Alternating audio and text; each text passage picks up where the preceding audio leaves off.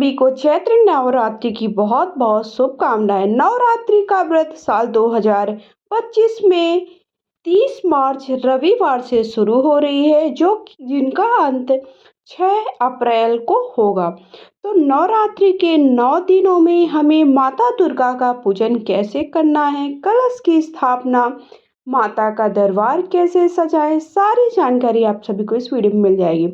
सबसे पहले आप सुंदर तरीके से माता को सजा दीजिए, माता के दरबार को जितना आपसे हो सके उतना। उसके बाद एक चौकी रख लीजिए। चौकी पर हमें लाल कपड़ा बिछा लेना है, लाल या पीला, सफ़ेद, काला, नीला ना बिछाएं। माता रानी को वैसे लाल वस्त्र ही बहुत ही ज़्यादा प्रिय होती हैं, तो लाल वस्त्र बिछा दीजिए।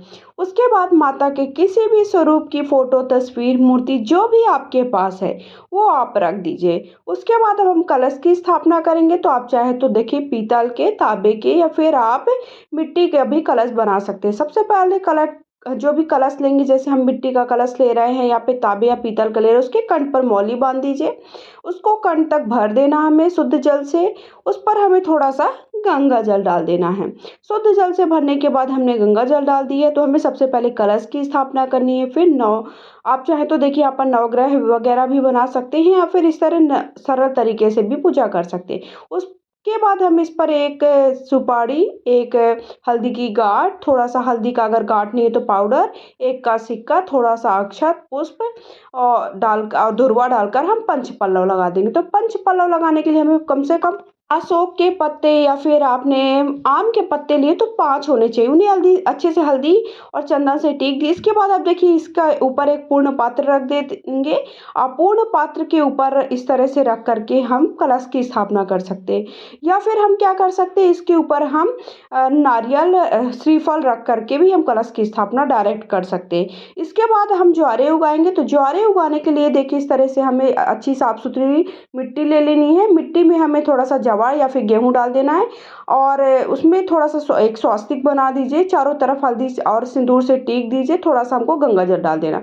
उसके बाद हम गणेश भगवान को विराजमान कर लेंगे। आप चाहे तो देखिए यहाँ पर गणेश भगवान की मूर्ति नहीं है तो आप क्या कर सकते हैं कि आप सुपारी में भी मौली लपेट कर गणेश भगवान को विराजमान कर सकते हैं।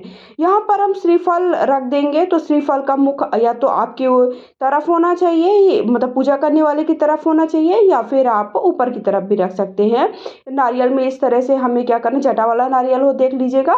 उसके बाद नारियल में हमें इस बात का ध्यान रखना कि मुख ऊपर की तरफ होना चाहिए और शेर जो होता माता का उसके दाहिनी तरफ रखना है।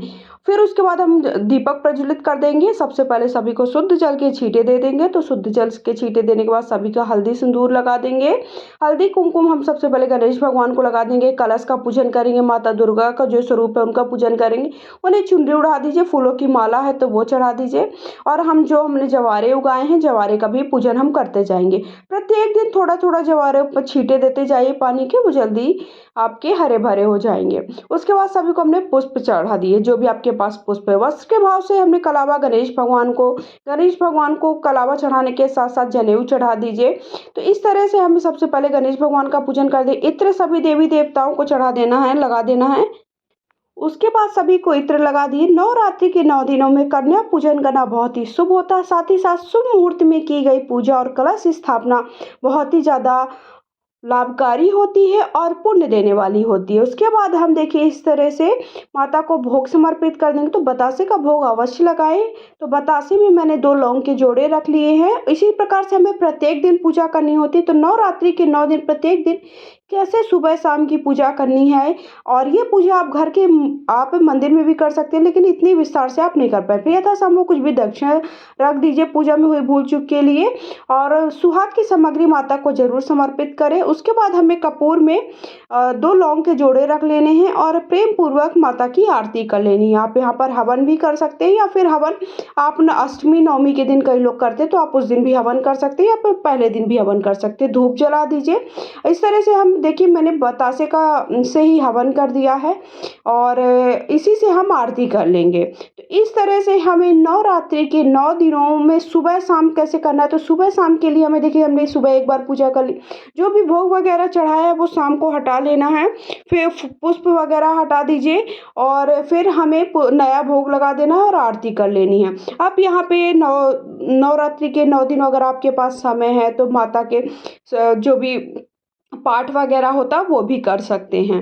तो नवरात्रि के 9 दिनों तक हमें इसी प्रकार से पूजा करनी है और सुबह के वक़्त जब आप पूजा करें तो सुबह के वक़्त फिर से पुष्प आप चढ़ सबसे पहले हमें शुद्ध जल के छींटे दे दीजिए, हल्दी कुमकुम लगा दीजिए, पुष्प कर दीजिए। वस्त्र चाहें तो आप प्रत्येक दिन बदल सकते हैं, नहीं तो आप नहीं भी करें। पुष्प चढ़ा दीजिए, भोग समर्पित कर दीजिए और प्रेम पूर्वक आरती कर दीजिए। जो भोग आपने पहले दिन चढ़ाया था वो उसे सभी को बाँट देना है। फिर दूसरे दिन नया भोग चढ़ाना। वीडियो पसंद है लाइक शेयर करें, कमेंट करें और चैनल को सब्सक्राइब ज़रूर करें।